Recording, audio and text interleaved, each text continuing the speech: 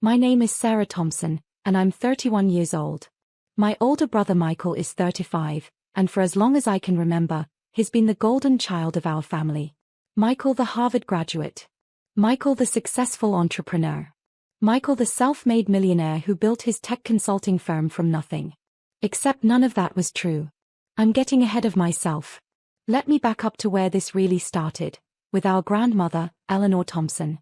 Grandma Eleanor was old money, the kind of wealth that whispers instead of shouts. Her father had made a fortune in railroads in the 1920s, and she'd grown up in an era where women weren't supposed to understand business, but she understood it better than any man in her circle. She married my grandfather in 1960, and when he died in 1995, she inherited everything, $47 million in assets, carefully managed and grown over 3 decades. Grandma had 2 children, our father David, and our Aunt Patricia. Dad married my mother Jennifer, a middle school teacher who came from a working-class background and never quite felt comfortable with the family money.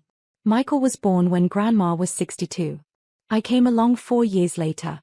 From the beginning, Michael was everything our parents wanted. Charismatic. Athletic. Smart.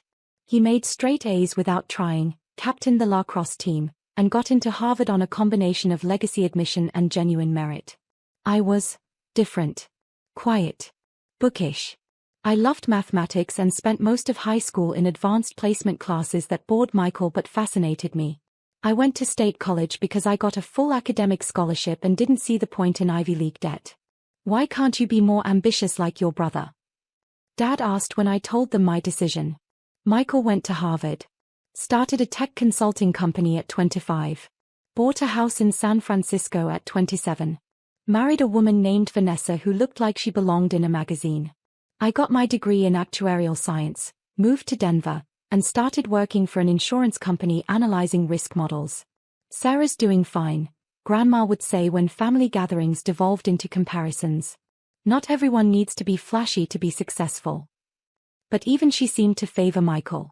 Or so I thought. The truth started revealing itself 3 weeks before Grandma's 85th birthday. She called me to her lawyer's office in Boston. Just me. Not Michael. Not my parents.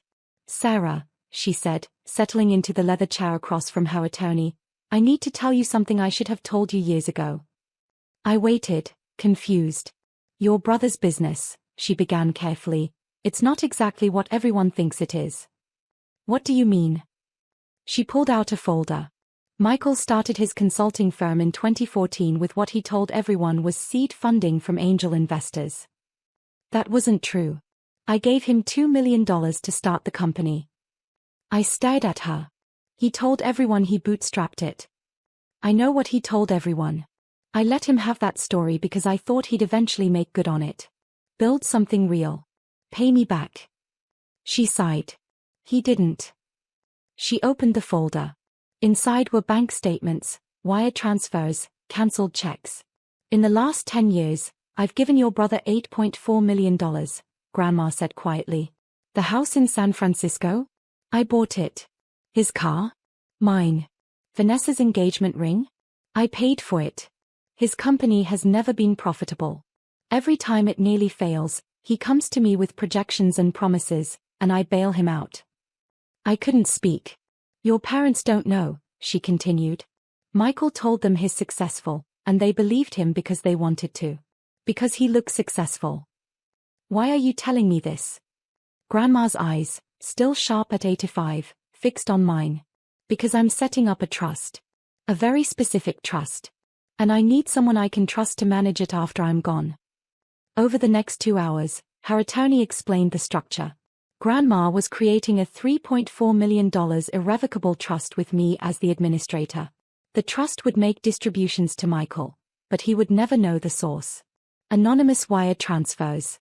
Untraceable payments that would cover his mortgage, his business expenses, his lifestyle. Why? I asked. Why keep funding him? Because he's my grandson, and I love him despite his flaws, Grandma said. But I'm not a fool. If he knows the money comes from me, he'll never learn. He'll keep taking. This way, he'll think his business is succeeding. He'll think he's earned it. And if he doesn't learn? If he keeps failing? She looked at me steadily. Then you'll have the power to stop it. The trust gives you complete discretion over distributions. You can continue them, modify them, or revoke them entirely. Grandma. I'm 85 years old, Sarah. I won't live forever. When I'm gone, Michael will either have learned to stand on his own, or he'll need someone to make hard choices for him. She reached across and took my hand. You're the only person in this family I trust to make those choices wisely. The trust was established in March 2018. I became the administrator. Grandma funded it with $3.4 million from her estate. Michael never knew. The monthly distributions started immediately, $12,000 to cover his mortgage, $8,000 for his business operating expenses, quarterly payments of $25,000 for unexpected costs. The money came from shell corporations with names like Venture Capital Partners and Strategic Growth Fund. Michael thought he was getting funding from impressed investors who'd seen his potential. He thought he'd earned it. Grandma died 8 months later, in November 2018, at 85 years old. Peaceful in her sleep, which was exactly how she'd wanted to go. Her will left everything else, about $32 million after the trust was established, split between her 2 children, my dad and Aunt Patricia. Michael and I were each left $100,000 as remembrance gifts. Michael complained bitterly that it wasn't more. I thought we'd get equal shares with Dad, he told our parents. I said nothing and invested my $100,000 in index funds. What nobody knew was that Grandma had left me something far more valuable, complete control over Michael's financial future. The trust administrator role came with one other feature, a comprehensive monthly report on Michael's finances. Every expenditure, every revenue stream, every debt. I watched everything. And what I saw was disturbing. Michael's company, Thomson Tech Consulting, brought in approximately $340,000 in annual revenue. Not bad for a small consulting firm. But his expenses were $680,000 annually. The deficit? Covered entirely by the trust distributions. His mortgage, $12,000 per month equals $144,000 per year. Trust funded. His business expenses, $8,000 per month equals $96,000 per year. Trust funded. His investor distributions that he claimed as proof of profitability, $100,000 per year. Trust funded. Michael was living a complete lie, and he'd convinced himself it was truth. At family gatherings, he'd talk about his success, his client wins, his business growth, his investment returns. I'm thinking of expanding to New York, he announced at Thanksgiving 2019. Opening a second office. The business is ready for it. The business was $340,000 in debt. That's wonderful, Michael, Mom gushed. Dad clapped him on the shoulder. That's my son. Building an empire. They looked at me. Sarah, how's the insurance work? Fine, I said. Just got promoted to senior analyst. That's nice, Mom said, already turning back to Michael. Tell us more about the New York expansion. I was making $127,000 as a senior analyst. I lived in a modest apartment. Drove a 6-year-old Honda. Saved aggressively. But I wasn't building an empire, so I didn't matter. This pattern continued for years. Every family gathering became a celebration of Michael's success and a footnote acknowledgement of my existence. Christmas 2020, Michael closed a deal with a Fortune 500 company. The deal was $40,000 and barely covered his costs, but the trust made up the difference. Easter 2021, Michael and Vanessa bought a vacation home in Lake Tahoe. The down payment came from a trust distribution I'd approved, thinking he'd use it for business expansion. Thanksgiving 2022, Michael's company is valued at $5 million. The valuation was fictional, based on revenue projections that would never materialize without trust funding. I watched it all. Said nothing. Made my distributions on schedule. But I also did something else. I built my own wealth, quietly and strategically. My $127,000 salary became $156,000 after another promotion. I invested 70% of my income.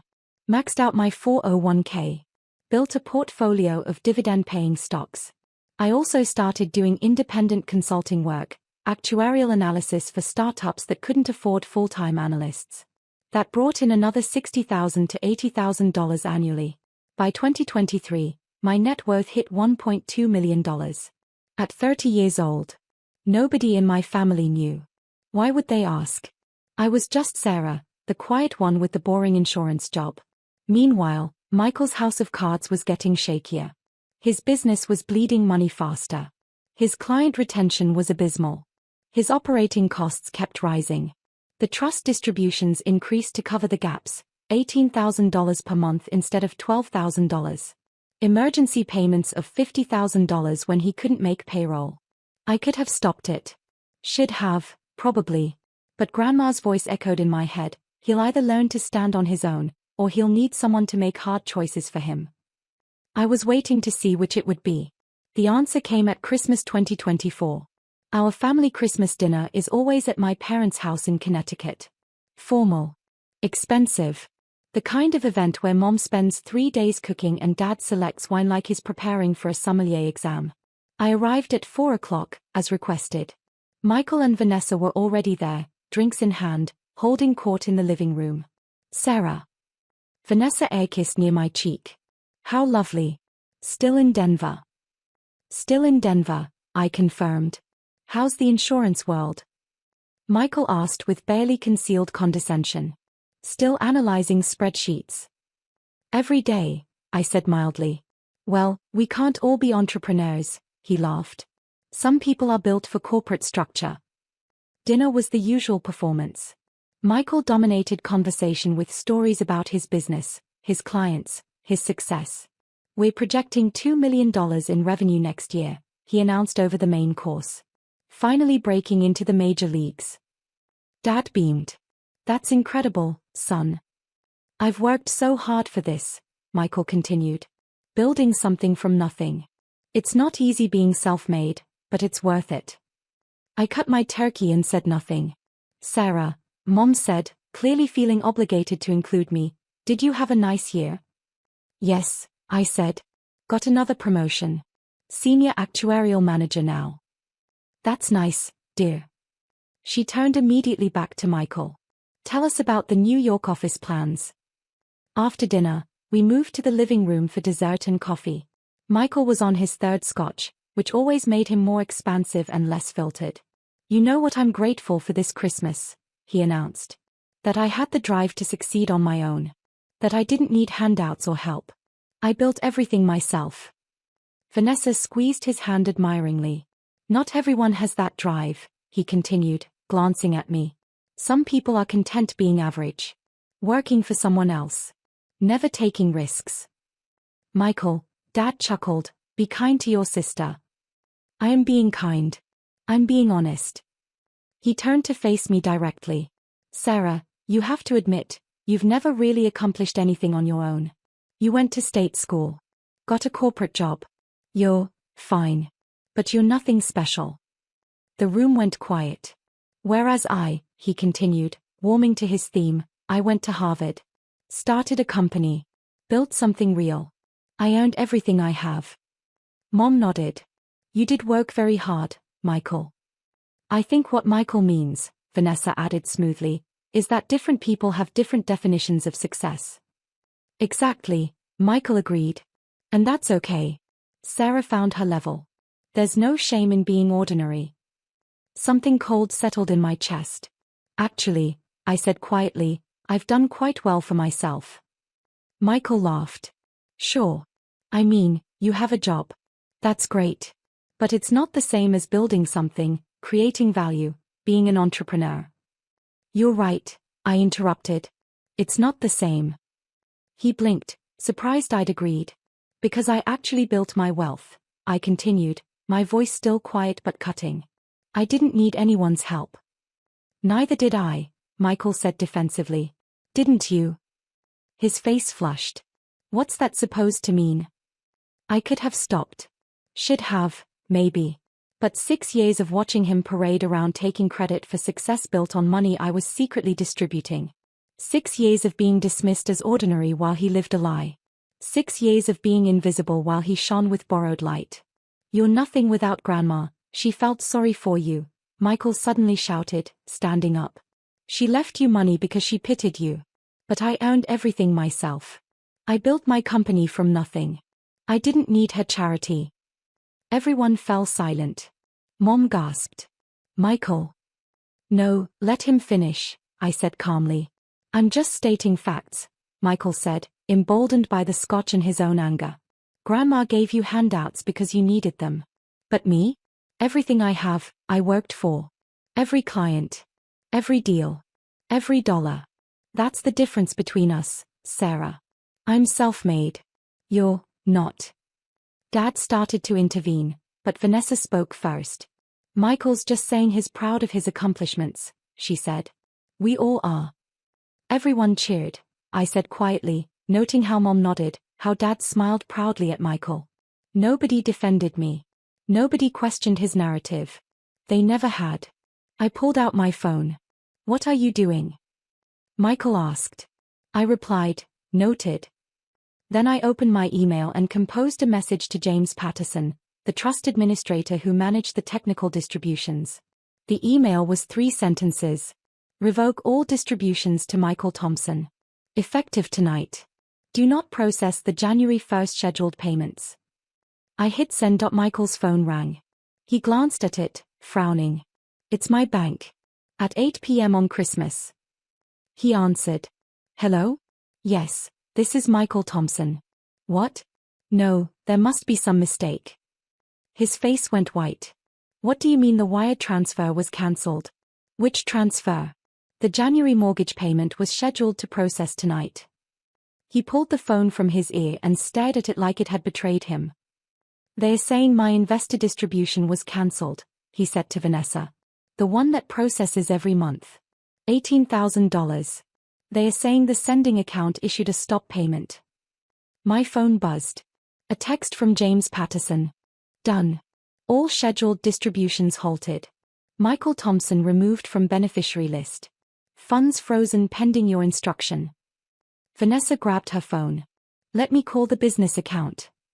Michael was frantically dialing. This doesn't make sense. These investors have been funding me for 6 years. Why would they suddenly? His phone rang again. Different number. Hello? Yes. What? No, I can make payroll. I have funding coming, his voice cracked. What do you mean you want the December payment? I sent it. No, the wire was supposed to process yesterday. He looked at me. Really looked at me for the first time that evening. Sarah, he said slowly, you're a trust administrator. You work with these kinds of accounts. Do you know why a wire transfer would suddenly be cancelled? Yes, I said calmly. Why? Because the person controlling the trust decided to cancel it. The room was absolutely silent. I don't understand, Michael said. I stood up and walked to where he stood, phone still in hand. Let me explain something about trusts, I said. An irrevocable trust is one where the grantor, the person who creates it, gives up control. The money belongs to the trust, administered by a trustee who makes distribution decisions. I know what a trust is, Michael snapped. Do you know who created the trust that's been funding your lifestyle for the last 6 years? His face went blank. What are you talking about? Grandma, I said simply. She created a $3.4 million irrevocable trust in March 2018. 8 months before she died. Mom gasped. Eleanor never mentioned. She didn't mention it because she didn't want Michael to know, I continued. She wanted him to think his business was succeeding. That investors believed in him. That he'd earned his success. That's insane, Michael said. I have real investors. Real funding. No, I said. You have a trust. Had a trust. Grandma funded it with $3.4 million. Every month since 2018, that trust has paid your mortgage. Your business expenses. Your investor returns. Everything. Vanessa's phone slipped from her hand. The house, she whispered. Trust funded. Grandma bought it in 2014. The trust has been making the mortgage payments. The business operating capital. Trust distributions. $8,000 a month. The Lake Tahoe property. Down payment came from a trust distribution I approved in 2021. Michael sank into a chair. No. No. This isn't possible. I built my company. I have clients. I generate revenue. You generate $340,000 in annual revenue, I said. Your expenses are $680,000. The $340,000 deficit has been covered by trust distributions for 6 years. Dad found his voice. Sarah, if this is true. It's true. I have documentation. Bank statements. Wire transfer receipts. Everything. Why are you telling us this now? Mom demanded. Because Michael just spent 20 minutes explaining how he earned everything himself. How he's self-made. How I'm nothing without Grandma's charity. I looked at my brother. I thought he should know the truth. You're lying, Michael said desperately. This is some kind of sick joke. I pulled out my phone and forwarded him the trust documents. Read them. Your name is listed as the beneficiary. Mine is listed as the administrator. Grandma gave me complete discretion over distributions. His phone buzzed. He opened the file. The color drained from his face. He whispered. You've been controlling this the whole time. Yes. For 6 years. Yes. Why? He shouted. Why would you do this? Why not tell me? Because Grandma asked me not to, I said. She hoped you'd eventually build something real. That you'd become the self-made success you've been claiming to be. And you just watched? Let me think I was succeeding. I watched you take credit for success you didn't earn. I watched you dismiss my accomplishments while living on money I was distributing to you. I watched you tell our family I was nothing special while your entire life was funded by the grandmother who felt sorry for me. The silence was crushing. Vanessa stood up. How much? She asked, her voice shaking. How much of our life is fake? All of it, I said quietly. The house. The cars. The lifestyle. The business. All of it has been funded by the trust. Michael's company has never been profitable. Not once in 10 years. That's not true. Michael insisted. I have clients. I provide real value. You provide enough value to generate $340,000 annually, I said. Which, for a solo consultant, is actually respectable. But you spend like you generate millions. The difference has always been trust money. Dad stood up. Sarah, this is cruel. Why wouldn't you tell him? Why let him believe? Because every time I saw you, I interrupted, looking at my father, you told me I wasn't ambitious enough. That I should be more like Michael. That I was just ordinary. I turned to my mother. You asked me how insurance work was going while celebrating Michael's fake success. You never asked about my real accomplishments because they weren't flashy enough to matter. What accomplishments? Michael sneered, recovering some of his bravado. You work for an insurance company. My net worth is $1.4 million, I said. Earned through my $156,000 salary, my independent consulting work that brings in $80,000 annually, and strategic investing. I own my car outright. My apartment costs $2,200 a month, and I pay it from my salary, not from a trust. The room was silent. I continued, just accepted a position as Chief Actuarial Officer at a Denver-based startup. Starting salary, $280,000 plus equity. I start in February. Mom's mouth opened and closed wordlessly. But none of you asked, I said softly. Because I'm ordinary. Because I'm nothing special. Because I'm nothing without Grandma's charity. Sarah, Dad started. The trust is dissolved, I said. Effective tonight. I'm revoking all future distributions and returning the remaining funds to Grandma's estate for distribution to her designated heirs, which means you, Dad, and Aunt Patricia. How much is left? Dad whispered. Approximately $1.8 million. Grandma funded it with $3.4 million. Michael has received $1.6 million in distributions over 6 years. Michael stood up so fast his chair fell over. You can't do this. I have employees. Obligations. A mortgage payment due in 8 days. Then I suggest you figure out how to make your business actually profitable, I said. Or sell the house you can't afford. Or get a job. Whatever self-made entrepreneurs do when their funding runs out. This is vindictive. Vanessa shouted. You're punishing him for being successful. He's not successful, I said flatly. He's been living on charity while mocking the person providing it. That's not success. That's fraud. I picked up my purse. Where are you going? Mom demanded. Home. To Denver. My flight leaves at 10. You can't just drop this bomb and leave, Dad said. I can, actually.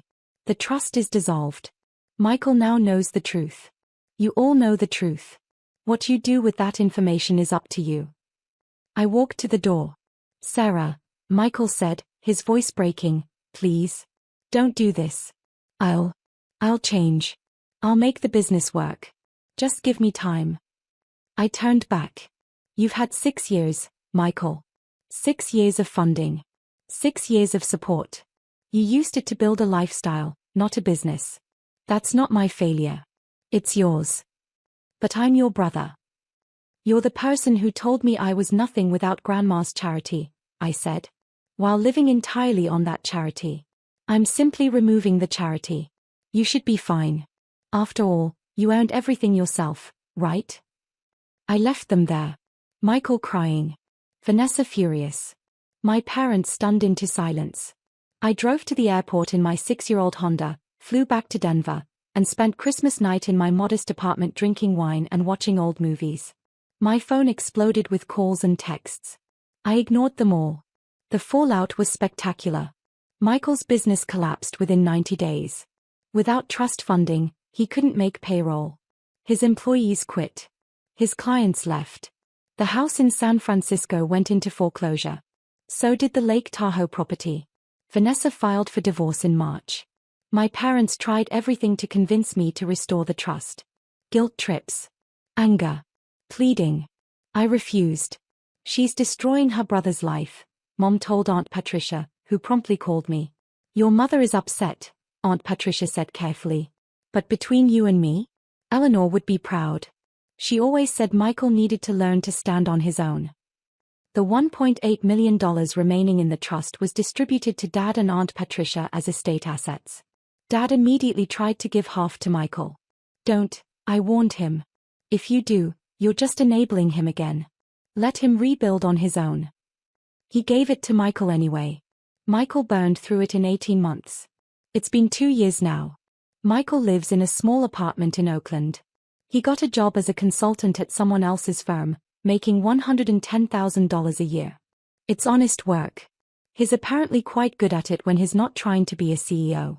Vanessa remarried. Someone actually wealthy, from what I hear. My parents and I have a distant but civil relationship. We see each other at major holidays. They don't ask about my work anymore, which is fine. My new position as Chief Actuarial Officer turned into a major success. The startup went public last year. My equity stake is worth $3.2 million. My total net worth just passed $5 million. I'm 33 years old, genuinely self-made, and I've accomplished something Michael never did. I built real success, not a facade. Last week, I got an email from Michael. Sarah, it read. I know I don't deserve your forgiveness. I was arrogant, cruel, and blind. You were right about everything. I'm working on building something real now. Something I can actually be proud of. Thank you for stopping the lie, even though I hated you for it at the time. You're not ordinary. You never were. I'm sorry I couldn't see it. Michael. I stared at that email for a long time. Then I replied, noted. Maybe someday we'll rebuild our relationship. Maybe we won't. But I learned something Grandma tried to teach me all along. The people who truly earn their success don't need to announce it. They don't need validation or recognition or family dinners celebrating their achievements. They just build. Quietly. Strategically. Undeniably. And when someone dismisses them as ordinary, they smile. Because underestimation, as my grandmother knew, is the most powerful strategic advantage you'll ever have. I'm nothing without Grandma's charity? No. I'm everything because of her wisdom. And now, finally, I'm building my own legacy on my own terms. The worthless, ordinary one who was nothing special. Self-made. Successful. Free. Turns out, that's worth more than all of Michael's borrowed glory combined.